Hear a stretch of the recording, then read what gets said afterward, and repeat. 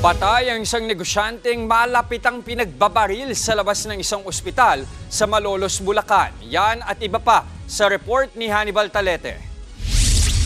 Dead on the spot ang isang negosyante matapos pagbabarilin ang kanyang sasakyan sa Malolos, Bulacan. Sakay na kanyang blue pickup ang biktima na kinilalang si Christian Borjus Uchi, 31 anyos.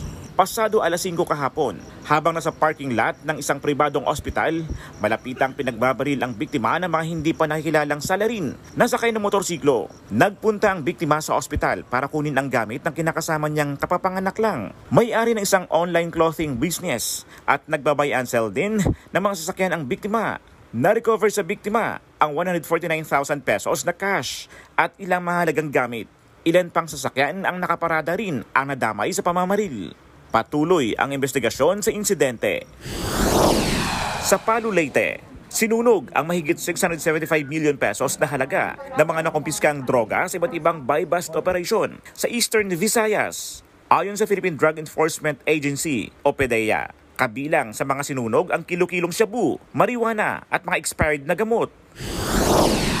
Sinubukan pang umiwas pero di nakatakas ang isang lalaki na nasita sa isang checkpoint sa Magalang, Pampanga. Ayon sa mga pulis, napansin nila ang kutsilyong nakaipit sa baywang ng suspect nang simulan siyang kapkapan. Dito na siya nagtatakbo. Nang mahuli, nadiskubre ang droga na nakatago pala sa underwear ng suspect. Napag-alaman na dati nang nahuli ang suspect dahil sa pagbebenta ng droga. Arestado rin ang umano'y kasabwat niya. Sa gitna ng isang fun run sa Ilagan, Isabela, bigla na lang natumba at nawala ng malay ang estudyanteng ito. Agad siyang tinulungan ng kanyang mga kaklase saka pinaypayan.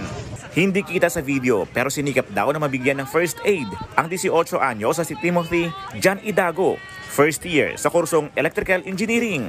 Nasawi kalaunan ng estudyante. Kabilang siya sa mga lumahok sa fun run ng Isabela State University Ilagan Campus na bahagi ng pagdiriwang ng kanilang Sports and Socio-Cultural Festival. Tumangging magbigay ng pahayag ang pamilya ni Idago at pamunuan ng universidad habang patuloy pang inaalam ang sanhi ng kanyang pagkamatay. Nagbabalita mula sa Frontline, Hannibal Talete, News 5.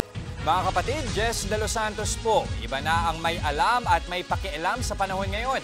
Para sa tuloy-tuloy na balitaan sa Frontline kahit weekend, mag-follow at mag-subscribe sa social media pages ng News 5.